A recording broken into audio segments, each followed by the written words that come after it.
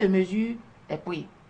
Troisième chose, nous devons parler ici de la complicité de certains acteurs majeurs de l'opposition. De leur complicité, parce que cette affaire est née à Adjara.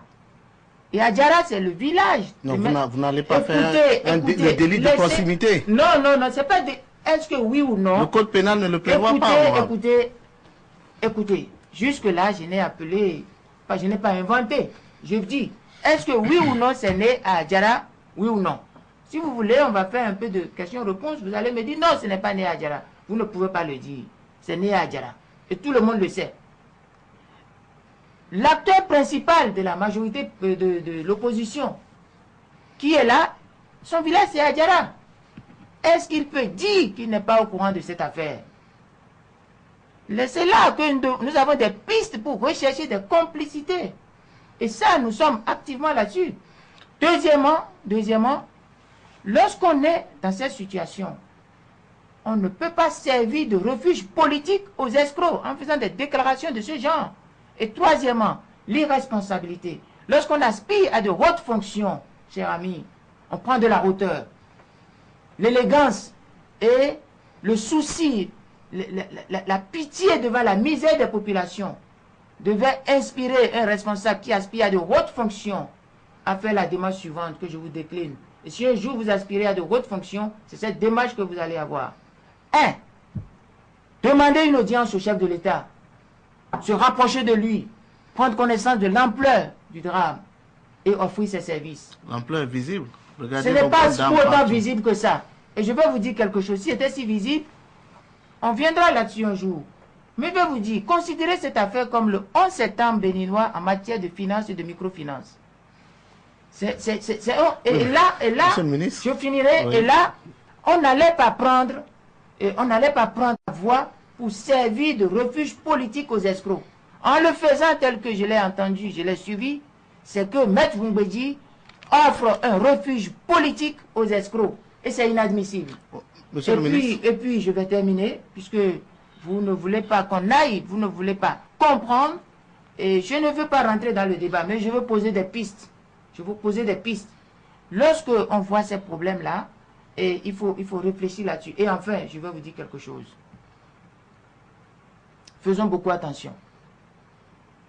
Faisons beaucoup attention dans tout ce que nous sommes en train de dire autour de cette affaire. La toile d'araignée est plus large que ce que vous comprenez, ce que vous pensez. Non, et ceux qui s'agitent aujourd'hui, vous risquez de les retrouver comme de petites mouches et prises dans cette toile d'araignée. Et puisqu'il n'y a pas de contradicteur en face, je suis désolé, on ne peut pas aller au fond. Et quand ils seront prêts un jour... Non, monsieur le ministre, en attendant que nous puissions vous dire si le débat se poursuivait ou non, en fait, c'est que dans votre démonstration, dans vos points que vous avez relevés, vous avez fait preuve d'un optimisme de façade qui ne peut pas dissimuler une inquiétante situation aujourd'hui. Qu'est-ce que vous appelez optimisme de façade? Optimisme de façade lorsque vous dites que votre priorité, c'est que les déposants entrent dans leur fonds. Vous savez mieux que quiconque que partout cela s'est passé, les déposants ne sont jamais rentrés dans leur fonds, du moins en totalité. Ensuite, lorsque vous venez vous décréter tout de go le délit de proximité, parce que cela aurait commencé à Adjara, que donc, parce qu'il y a un acteur politique majeur de notre pays qui est originaire de cette localité, qui a de complicité, c'est que vous créez un autre délit dans le code pénal, le délit de proximité. Troisièmement, lorsque... Oui. Il n'y a pas de délit, il n'y a pas d'optimisme de façade. Vous montez les choses peut-être... Non. Je vous dis oui ou non, est-ce que cette affaire est née à Cotonou? Non. Vous connaissez où l'affaire? Cette affaire est née où? Oui, si vous dans savez... un cercle familial. Cette affaire est née dans ce cercle religieux. Cette affaire est née sous les nez de qui? De Maître Moumbedji. L'affaire est née sous ses nez. Il ne peut pas nier. Et si on pousse bien, on verra ceux qui ont acheté des appartements ces derniers temps à Paris. On va voir ceux qui n'avaient pas d'argent pour faire leur campagne. On les connaît. Et qui aujourd'hui ont acheté des appartements, on pourra vérifier tout ça. Oui, bon, on n'ira pas dans le débat. Je pense que on aura l'occasion de faire le débat. Moi, je suis venu, pour dire, les victimes, nous nous préoccupons de leur sort. Nous allons faire tout ce qui légalement est possible pour essayer de voir les plus pauvres dedans. Parce que on ne peut payer les victimes qu'en fonction de l'évaluation qu'on fera de la situation. Et ça, c'est une affaire de privé en privé. L'intervention de l'État ici, c'est simplement parce qu'il y a des lois qui sont violées, il y a des risques de troubles à l'ordre public par rapport à l'étendue du drame. Et enfin, c'est le sentiment de compassion et de pitié du chef de l'État qui, depuis, ne dort plus. Oui, mais ce sentiment ne doit pas effacer la responsabilité de l'absence de structures de contrôle. Ceux qui ont les défaillances qui ont entraîné ce phénomène. Monsieur le ministre, regardez la vérité en face. Mais écoutez, nous sommes dans une république, nous sommes dans un État organisé. L'État est totalement organisé. Les voyous ne peuvent pas venir opérer au vu au sud de tout le monde, avoir des bureaux qui sont connus de tout le monde. Je vais poser une question. Lorsque le 11 septembre, on a tiré et on a frappé le World Trade Center, vous parlez de quoi? Vous croyez qu'on serait au courant de ces escrocs-là, on va les laisser? Vous croyez qui va faire ça? Vous n'étiez pas au courant? Mais vous avez tout suivi. Oui. L'escroquerie, ça vient. Et puis, dès qu'on découvre, on frappe. Monsieur le ministre, en moins de 4 ans, on a découvert la chose. Oui. En moins de 4 ans. Le problème aujourd'hui pour nous, c'est les victimes. Oui. Monsieur Azanaï, vous avez dit que nous voyez, nous n'avons pas prévu un format pour discuter avec vous. Non, c'est pas pour discuter. Lorsque vous aurez voulu qu'on discute avec vous, vous allez faire l'invitation. Nous allons préparer l'émission dans ce cadre. Nous sommes venus discuter avec des gens qui ont fui. Et je vous ai démontré comment ils ont fui. Ils ont eu la latitude de raconter ce qu'ils veulent.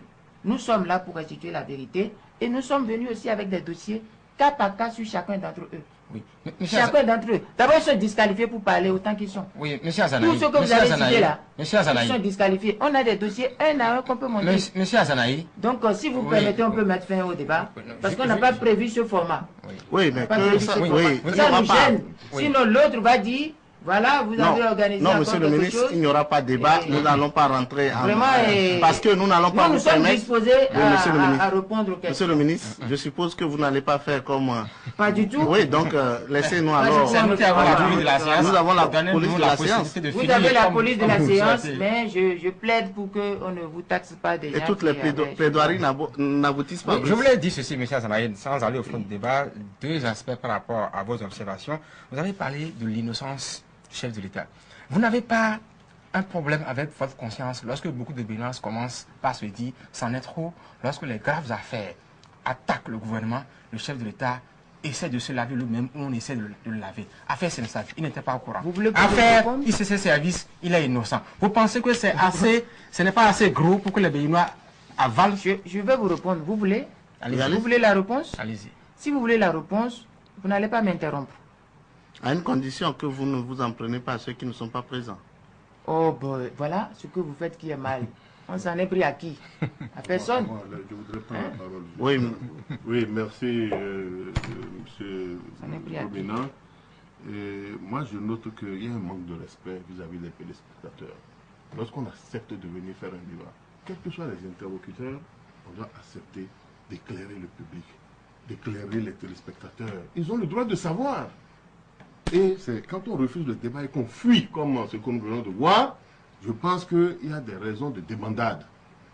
Vous vous rappelez, vous m'aviez invité ici sur les ordonnances. Je suis venu ici, on m'a annoncé quelqu'un, il est venu bien en retard, bon, il voulait se justifier. En fin de compte, c'est pour déclarer que lui n'était pas de l'UL.